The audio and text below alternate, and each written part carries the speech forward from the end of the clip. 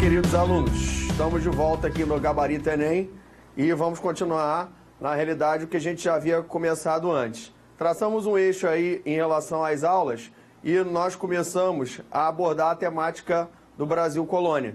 Nessa temática em relação ao Brasil Colônia, nós já abordamos algumas próprias questões específicas em relação à própria cobrança do Enem.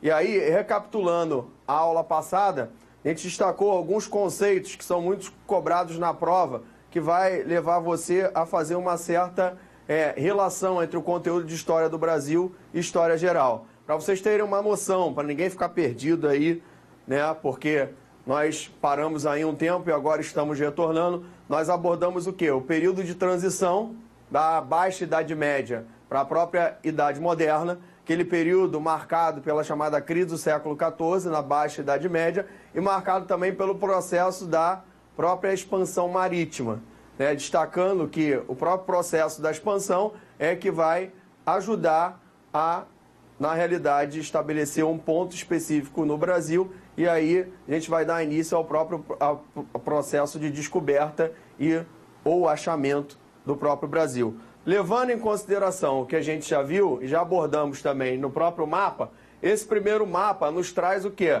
A ideia de que Portugal, nesse primeiro momento, começa o quê? Começa a formar um império. Mas esse império, ele não tem mais uma certa relação, o Mediterrâneo ele vai gradativamente perdendo a importância. E aí os portugueses têm a necessidade, nós vimos, até recapitulando as aulas anteriores, nós vimos que, de certa forma, os portugueses traçam uma rota no entorno da África e chegam até as Índias. Chegam até a Goa e chegam até a Calicut. Que é a ideia o quê? De estabelecer uma rota comercial direta com essa região, onde você tinha o quê? Onde você tinha o comércio principal da época, que era o comércio das especiarias. Nesse primeiro momento, essa rota primeiro estabelecida, nós destacamos aí dois navegadores, que foi o próprio Bartolomeu Dias e o Vasco da Gama, que vão, de certa forma, conseguir estabelecer esse percurso. Dá para perceber, e aí nós fizemos essa própria análise na aula anterior, que a partir desse momento os portugueses começam a estabelecer aquilo que a gente chama de feitorias. Estou colocando lá um Fzinho no teu mapa para você ver, hipoteticamente, como é que os portugueses vão começar a pontuar esse litoral africano e vão, de certa forma, utilizar também essas feitorias como pontos de apoio para, na realidade, você começar a organizar e a estruturar um novo circuito comercial. Esse novo circuito comercial, ele conta, logicamente, com o quê? Com novos produtos e novas experiências que passam a acontecer a partir do momento que os portugueses entram em contato o quê? Com países e com continentes que eles ainda nunca haviam chegado. Então é necessário entender que essas feitorias não tem nada a ver ainda com o processo de colonização africano. Não existe uma relação direta. Essas feitorias são criadas para quê? Para justamente você começar a explorar essa região e promover um comércio a partir das trocas. Essa é uma palavra muito importante para esse período, para a gente entender a própria economia. Vocês vão começar a ver lá dentro do próprio Brasil Colônia, no que a gente vai abordar hoje, que é o próprio período pré-colonial e o início do processo de colonização. Então, a partir do estabelecimento dessa nova rota, a partir das trocas, você começa gradativamente a sair do modo de organização socioeconômica, que é aquele modo que nós vimos chamado genericamente de feudalismo, e gradativamente você vai o quê? Alimentando esse modelo e organizando, que nós vamos chamar mais à frente de quê? De capitalismo. Didaticamente, esse período é chamado de quê? Do capitalismo comercial. Apesar da redundância, esse tipo de capitalismo, que a própria geografia também nos ajuda a definir, ele tem como característica principal o quê? As trocas. E aí também nós destacamos nas aulas anteriores, que vai haver a necessidade dos portugueses fazerem estabelecerem um desvio de rota, que nós já analisamos como não um desvio, mas como uma coisa que aconteceu de maneira proposital, que existia a necessidade de um desvio em relação a essas terras que já eram de Portugal, pelo Tratado de Tordesilhas, e aí você vai estabelecer nessa região uma feitoria também, que a gente chama de feitoria de Cabo Frio. E aí o Pedro Álvares Cabral continua, né, a rota dele até, na realidade, a ideia de você estabelecer o próprio comércio das especiarias. Então, o Brasil, no primeiro momento, dá para a gente perceber pelo desenho, pelo mapa, o quê? Até pela própria rota do Cabral, né? Agora o segundo mapa aí para vocês, a própria rota do Cabral já dá para você perceber que existe aí uma preocupação muito grande dos portugueses em relação ao comércio das especiarias.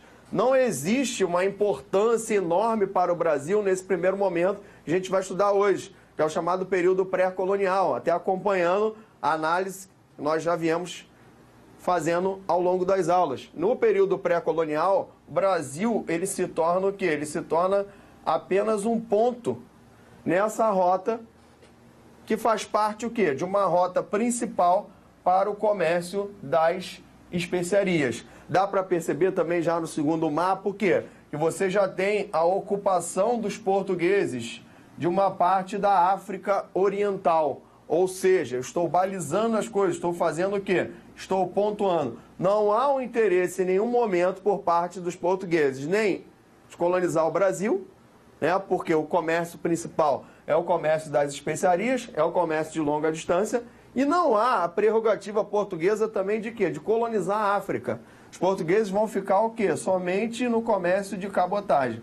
Não vão estabelecer nenhum tipo de processo de colonização. E dá para a gente perceber que, a partir daí, começa a se formar o próprio, ou a própria ideia, né, de um império a partir de quê? A partir das rotas comerciais. Esse império organizado a partir dessas rotas, ele tem, né, agora como garantia tudo aquilo que o Tratado de Tordesilhas permitia a Portugal. Se a gente pegar o Tratado de Tordesilhas, ele está mais ou menos aqui, né, dividindo essa região. Então, os portugueses eles têm a seu poder, justamente saindo de Lisboa, tem o Brasil, é a ideia de você balizar aqui com o Brasil, com a própria América. Eu tenho algumas regiões aqui na África Ocidental, descendo, continuo, e aí vou até chegar à China, e depois os portugueses também chegam ao Japão. A partir daí eu começo o quê? A forjar um novo mapa, a partir do momento que os portugueses têm o quê? Tem uma noção agora do que existe. Que antes você tinha o quê? Você tinha uma visão meio que direcionada para quê? Somente para o Mediterrâneo. Agora eu estou abrindo a coisa, ou seja, estou começando a conhecer novas pessoas, novas formas de comerciar, novas formas de pensar, e isso também deve ser levado em consideração. A gente analisou na própria aula anterior a ideia de aculturação. Não existe apenas a prerrogativa de quê? De você explorar, de você mudar aqueles povos os quais você passa a tomar contato. Ou seja, eu tenho aí também uma influência desses povos em relação à identidade europeia. A partir daí, visto já esse contexto, né, da história europeia, nós podemos começar a caracterizar o que a gente chama, na história do Brasil, de período pré-colonial. Seria o que o período pré-colonial? Seria o primeiro momento, né, da história do Brasil, onde você tem o quê? Onde você tem a presença portuguesa efetiva, né, no litoral brasileiro, a partir aí do momento que os portugueses começam, de certa forma, a se interessar pelo Brasil, e nós analisamos isso na própria carta do Pero Vaz de Caminha. A carta nos deu o quê? Pistas de que os portugueses acharam alguma coisa ali, naquele momento, um ambiente agradável, um processo aí de exploração, que na realidade não tem nada a ver com os metais preciosos, mas que você vai começar o quê? A explorar a própria região. destaque logo na principal característica, ou na primeira característica, que é o quê? Não houve interesse em colonizar, ou seja, aquilo que a gente já destacou, o Brasil vai se tornar um ponto estratégico que não tem ainda não tem a produção de nada, ainda não tenho a organização do latifúndio, ainda não tenho a exploração açucareira, ainda não existe nada, ou seja, o Brasil se torna um ponto estratégico dentro dessa rota. Segunda coisa, a gente tem que entender muito bem as relações europeias e fazer a própria conexão. Segunda coisa é a disputa, né? Já desde o início, a França e a própria Espanha, a gente pode destacar como aí as duas principais nações que vão passar a questionar a própria divisão. A Espanha está dentro da divisão do Tratado de Tordesilhas, mas existem evidências que os espanhóis já haviam passado pelo Brasil antes. Mas, pelo Tratado de Tordesilhas, eles estão fora da divisão e não poderiam ficar ali. Mas a gente tem vários navegadores que vão passar pelo litoral brasileiro. O problema da França é um problema mais grave, né? Por quê? Porque os franceses, eles não vão aceitar o Tratado de Tordesilhas. A França e a Inglaterra. Só que os franceses vão tomar uma postura meio que agressiva em relação a Portugal e Espanha.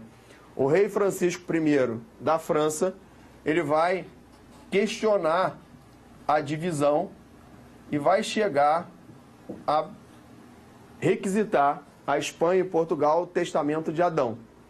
Testamento de Adão por quê? Porque, segundo o rei Francisco I, somente a igreja poderia ter dado a ele essa prerrogativa toda, aos dois de dividirem um planeta entre eles.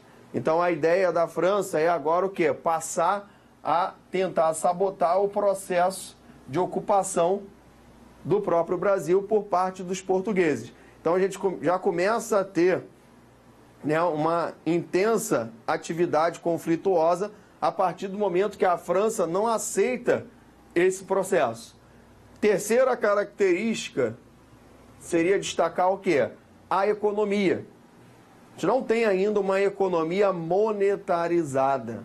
Essa economia monetarizada, ela não existe. Não existe por quê? Não existe nada ainda no Brasil.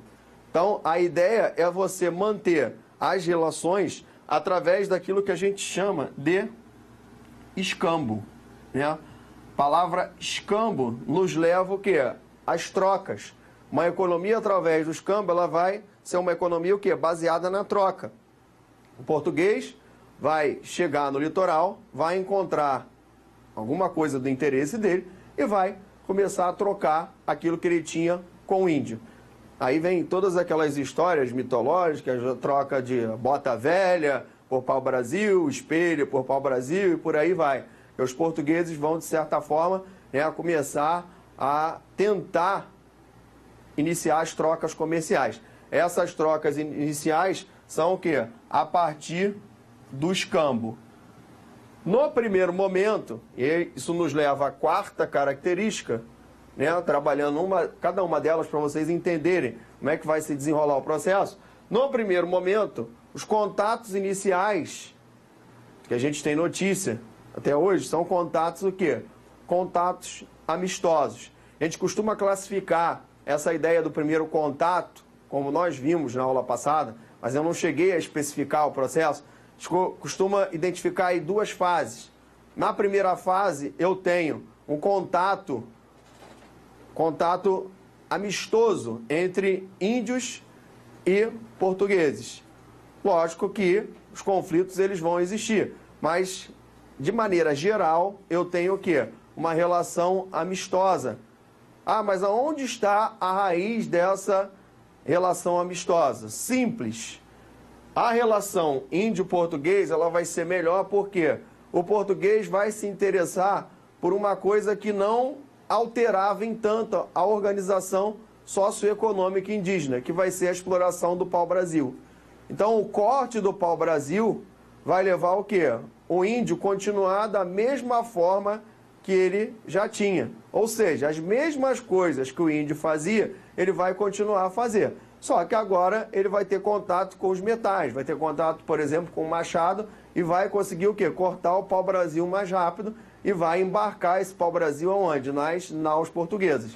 Mas a estrutura socioeconômica indígena ela não vai mudar devido a essa presença inicial.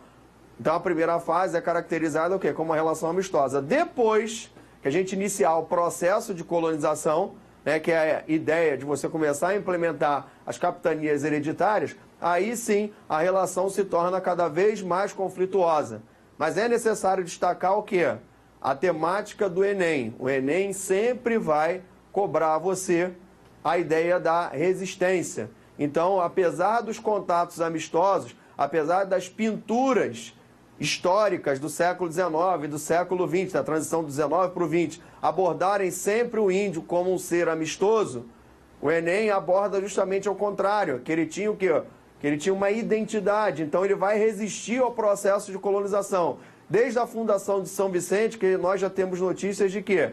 De ataques indígenas, de tribos indígenas que na realidade passam a tentar o quê? Acabar com o processo de colonização. Então é necessário entender que nós temos duas fases. A primeira fase, no período pré-colonial, 1500 a 1530, você tem umas relações mais amistosas e a partir de 1530, o processo, a partir de 1534, desculpa, com as capitanias hereditárias, você tem o quê? Um processo cada vez mais conflituoso que vai levar os portugueses a adotarem uma solução nova para a mão de obra, que a gente vai ver nas aulas posteriores, que é a ideia da escravidão negra.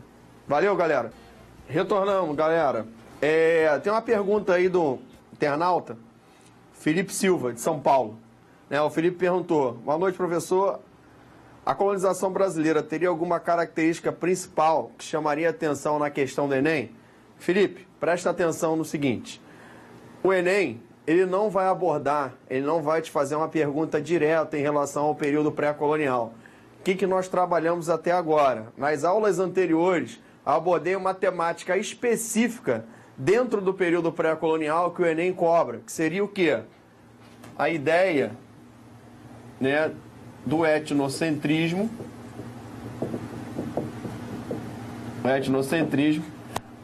a ideia de aculturação, certo? São dois conceitos dentro dessa análise que a gente está fazendo, a análise temporal. O Enem não vai te perguntar a análise, nem vai te pedir nada de factual, ou seja, tempo, data e por aí vai. Ele vai te pedir o quê? Uma análise dentro do período. Dentro do período, ele costuma abordar o quê?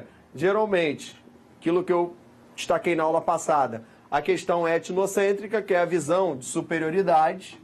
Nós vimos isso, né, lá nas aulas anteriores, que o europeu ele vai desenvolver aquilo que nós chamamos de eurocentrismo, que é uma visão de superioridade europeia, e vai desenvolver também o processo de aculturação, que é a ideia de você ter, né, a identidade portuguesa associada à identidade nativa e por aí vai.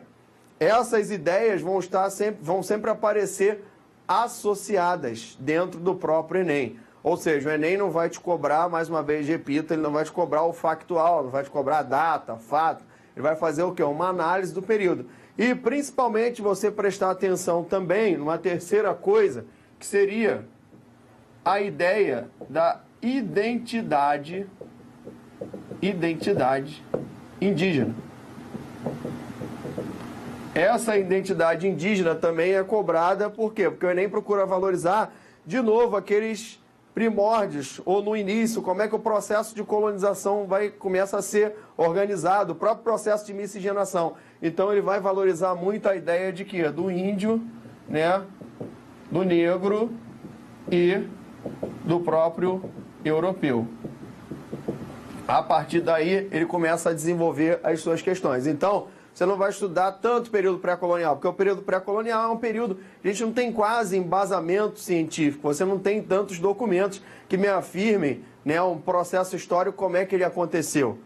Então o Enem procura abordar o quê? Essas temáticas soltas, mas dentro do próprio período. Para você entender a temática, você tem que entender o quê? O contexto, o que está acontecendo nesse período. Daí a nossa perspectiva de quê? De abordar, fazer a análise histórica dessa forma. E aí nas próximas aulas você vai ter contato, né, com a própria perspectiva do que eu estou falando. Muita coisa eu já abordei, né, do período, a gente falou para trás esses conceitos, mas eu voltei aqui justamente que a tua dúvida era pontual. E o Enem trabalha muito com essa perspectiva de quê? De você abordar aquele tema dentro daquele determinado período. Valeu? Voltando, né, para onde nós estávamos. Agora, nós partimos para a quarta característica, que eu falei dos contatos iniciais. Nos contatos iniciais, nós dividimos o quê? Em duas fases. Uma primeira fase, eu tenho de 1500 a 1530, seria o que eu classifiquei de, genericamente, relações amistosas. E a partir de 1534, quando o português decide pelo processo oficial de colonização, que você começa a ter, na realidade, uma grande soma de conflitos. Então, o primeiro momento que a gente está estudando é um momento o quê? De relações amistosas. E, por último, como quinto, o quê? A exploração das próprias feitorias. O que o português vai fazer? Vai estabelecer uma feitoria e, a partir dessa feitoria, vai o quê? Vai estabelecer o processo de exploração. O que era uma feitoria? Que eu tanto falei nessa aula. Feitoria vai ser o quê? Um entreposto comercial. Como se fosse um barracão no litoral. Para quê? Para você manter os primeiros contatos. Por quê? Nesse primeiro momento, os portugueses não vão colonizar. Não existe a perspectiva de quê? De você colonizar.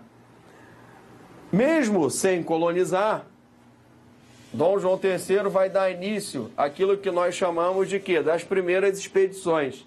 As primeiras expedições desse período, de 1500 a 1530, não são expedições que vão levar justamente o quê? A um processo de colonização. Mas havia necessidade dos portugueses fazerem o quê?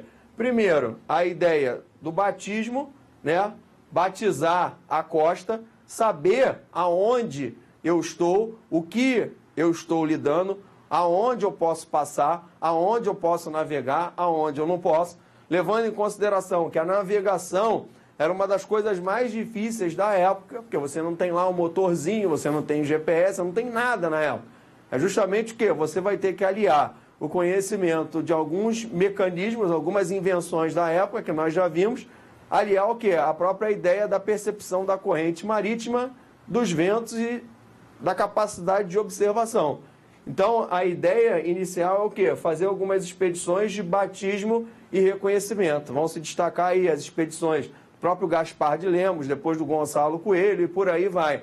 A gente não precisa ficar trabalhando esse factual, chama atenção, porque às vezes o aluno ele tem, né, a tara. Tem a tara por quê? Quer a data, quer o fato. E o Enem ele vai trabalhar uma perspectiva muito mais ampla do que a data e o fato. A data e o fato são importantes? São, até para você ter a noção, a minha preocupação também é essa, de você ter a noção de que o tempo está passando. A história não é geografia, não é espaço, é o tempo. Então, ó, existe a noção histórica de quê? De que o tempo está passando, mas a gente vai elaborando as análises. E as expedições guarda-costas, que vão ser lideradas pelo Cristóvão Jacques. Já aqui no início, por que os portugueses passam a organizar essas expedições guarda-costas? Porque justamente eu tenho a ameaça da França. A França vai ameaçar e vai começar a fazer o contrabando também do pau-brasil.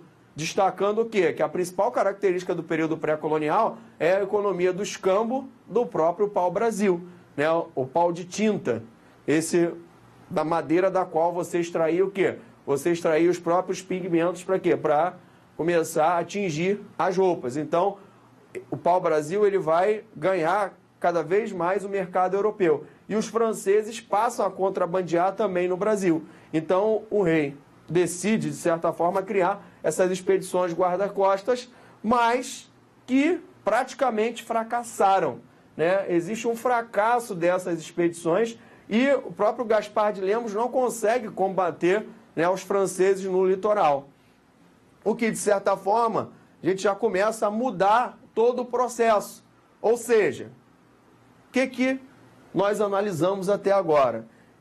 Até o momento, ou até mais ou menos 1529, 1530, não existe a perspectiva em colonizar. Ah, professor, mas por que vai mudar?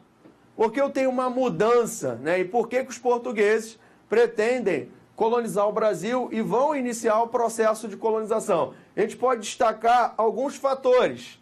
Primeiro, a quebra do monopólio do comércio no Oriente. Como é que foi feita essa quebra? Nós sabemos que, apesar da Espanha, né, não ter acesso às regiões portuguesas, o Fernão de Magalhães, em 1519, ele vai conseguir o quê? Ele vai conseguir fazer a primeira viagem de circunnavegação. Então, gradativamente, o que vai acontecer? As outras potências emergentes europeias vão também participar do comércio das especiarias. Então, o comércio das especiarias, ele passa, né, não querendo dizer, igual uma perspectiva de alguns historiadores que falam que o comércio das Índias vai acabar, que o português vai colonizar o Brasil porque existe uma necessidade agora de deixar o comércio das Índias de lado. Não. O comércio das Índias não vai ser deixado de lado. Só que Portugal não tem a condição de administrar o império que ele começou a montar. Aí está o principal problema dos portugueses, né? A grande parte desse império português vai ser tomado no século XVII pelos holandeses, a Companhia das Índias Orientais e Companhia das Índias Ocidentais. Portugal não tinha até a perspectiva populacional para quê? Para, de certa forma, conseguir administrar esse império. Então, gradativamente, a quebra no monopólio no Oriente leva o quê? A prestar atenção no Brasil. Uma outra coisa que a gente deve destacar é o quê? O rei tinha as terras do Brasil, né, através do Tratado de Tordesilhas, mas o rei não havia ocupado efetivamente a terra. Então, isso vai ser alvo de disputa da França e da Inglaterra. E aí eu vou até um conceito, adiantar um conceito que vocês vão ver comigo lá na frente, que é a ideia o quê? Do ut possidet. O que é o ut possidet? Era utilizado sempre no direito internacional pelos portugueses e espanhóis, vem do latim, lá da época do próprio Império Romano, e a ideia é o quê? Vou simplificar para você entender. Ocupação é igual a posse. Se ocupação é igual a posse, então você teria que ocupar a terra para garantir a posse. Mas o que Portugal tem? Portugal tem uma mera feitoria, né? Até agora, a feitoria de Cabo Frio, que foi tão difícil de localizá-la, e hoje nós sabemos o quê? Que essa feitoria de Cabo Frio, ela se encontra no litoral, realmente, de Cabo Frio, na região dos lagos, aqui no Rio de Janeiro, né? Um balneário que você tem aqui no Rio de Janeiro, muito prazeroso, onde você tem hoje a própria feitoria de Cabo Frio, que vai ser protegida pelo Forte de São Mateus. E aí, Portugal só tem isso, ou seja, a França e a Inglaterra passam a ameaçar. Então, mais um motivo para quê? Para você iniciar o processo de colonização. E uma outra coisa que começa a acontecer é o quê? O mercado europeu, ele começa a ficar fascinado pelos produtos tropicais, principalmente o açúcar. Aí vocês vão perguntar, mas açúcar? Mas o açúcar ainda não foi produzido no Brasil. Como é que o açúcar ele vai ganhar o mercado europeu? Simples. Naquele processo da expansão marítima, mais ou menos na época de 1420, 1430, os portugueses conquistaram as Ilhas Atlânticas. Nessas Ilhas Atlânticas, os portugueses começam a explorar o açúcar. Então, eles passaram o quê? Passaram a comercializar esse açúcar na Europa. E o açúcar, nessa época, pode ser considerado o quê? Uma especiaria também. O valor dele era muito alto, né? Por quê? Porque era considerado uma coisa exótica. Não vai fazer igual o aluno me perguntou uma vez. Professor, o senhor está falando de açúcar toda hora, mas o açúcar é tão barato no mercado. Né? O açúcar União é vendido a R$1. Por que está todo mundo disputando o açúcar? Claro que o açúcar aqui, ele vai ter o quê? Um valor cada vez maior. Mas o açúcar ele não vai ser trazido de onde? Das Índias. E aí os portugueses vão começar o quê? A pensar em estender esse plantio para onde? Para o Brasil. Ah, mas por que não expande nas Ilhas Atlânticas? Porque você não tinha espaço. E o solo das ilhas vulcânicas não era favorável, era um solo meio que vulcânico. Então você não tem um solo favorável, não tem o espaço suficiente. Então você vai estender isso para o Brasil. Ah, uma outra coisa que a gente deve destacar é o quê? Como é que vai ser utilizado? Como é que vai ser administrado o açúcar? Como é que eu vou explorar o próprio açúcar nessas ilhas atlânticas? Vai entrar um sistema que a gente vai conhecer, que são as capitanias hereditárias. Então, os portugueses já haviam testado em outra área, tanto o açúcar como o sistema de capitanias hereditárias. Então, a ideia é transferir o quê? A ideia é transferir um modelo de capitanias hereditárias para onde? Para o Brasil. E aí, o meu mapa agora vai te mostrar o quê?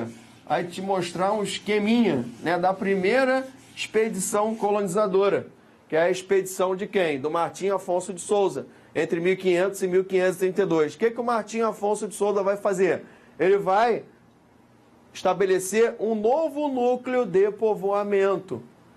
Percebam que pelo mapa dá para você ver o quê? O Martim Afonso de Souza ele passa na feitoria de Cabo Frio, a qual eu já destaquei. E aí, o que o Martim Afonso de Souza vai fazer? Vai fundar a Vila de São Vicente, que é a primeira vila do Brasil, é onde os portugueses vão começar o quê? O processo de colonização. Vão começar a testar a viabilidade de quê? Da economia açucareira e vão, de certa forma, também estabelecer o quê? O processo de ocupação da terra.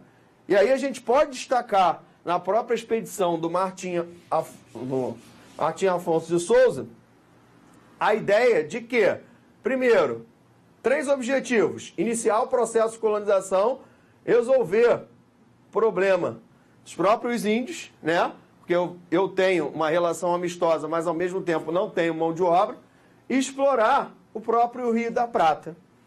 A ideia de você fundar São Vicente, onde é que fica São Vicente? São Vicente faz parte de quê? Hoje, São Vicente está onde? No balneário de Santos. Então, os portugueses fundam uma vila, né, em Santos, bem próximo ao litoral. Para quê? E por quê? Porque aquela região foi escolhida devido à posição estratégica, sempre levando em consideração o quê? Sempre levando em consideração a ideia da proteção. Ainda não é o desenvolvimento da cidade de São Paulo, é o desenvolvimento que eu começo aqui pela cidade de Santos. Ah, mas qual o problema em relação a São Paulo? A gente vai ver nas aulas posteriores que São Paulo vai ser uma região que é isolada do litoral, né? São Paulo, onde eu tenho hoje a cidade de São Paulo, é o que os portugueses vão fundar na época, que é chamada Santo André da Borda do Campo. É onde eu tenho mais ou menos hoje o ABC paulista. Nessa região é que você vai partir o quê? Com o desenvolvimento de São Paulo. Então os portugueses estabelecem esse núcleo no litoral, o núcleo de São Vicente. Nesse núcleo de São Vicente, o Martim Afonso de Souza, ele já começa na realidade, a elaborar o processo de colonização, ou seja, ele já vai testar principalmente o quê? O plantio do açúcar. E a gente não pode perder de vista uma informação que está na tela aí para você, que é justamente o quê? A construção do primeiro engenho de açúcar nessa região com capitais holandeses. Isso significa dizer o quê? Que desde o início do processo de colonização, os portugueses vão atuar juntamente com o capital holandês. O capital holandês vai ajudar a organizar e os holandeses vão passar a investir na construção desses engenhos que vão permitir o quê? A produção açucareira. É necessário destacar o quê? Que essa região vai começar a se desenvolver, né, a partir da presença portuguesa, onde você antes não tinha, né, ainda não havia chegado, porque lembrar que as outras expedições, as expedições iniciais, fundaram Cabo Frio e não o restante. Então, essa região, que a gente chama hoje de região sudeste, ela está completamente desocupada. E aí, a partir daqui, os portugueses começam o quê? Começam a ocupar a terra e vão começar a organizar o processo de colonização. Destacando também que em 1531, eu dei isso aqui, coloquei isso aqui para vocês entenderem o próprio exemplo, que é a ideia de que uma nau francesa, a La Pèlerin, ela vai ser presa, né, pelo próprio Martim Afonso de Souza. A ideia é que você já tem, né, ou ainda existe, para ser melhor e mais claro, ainda existe o quê? Uma forte disputa francesa nesse período inicial de ocupação do Brasil. E isso vai se reverter aonde? Vai se reverter na própria tentativa de fundação, né, e organização dos franceses no Rio de Janeiro da França Antártica. A ideia é que os franceses vão tentar, de certa forma, melar o processo de colonização dos portugueses. E aí, nas próximas aulas, a gente vai continuar da onde nós paramos. Obrigado, uma boa noite, fiquem com os anjos.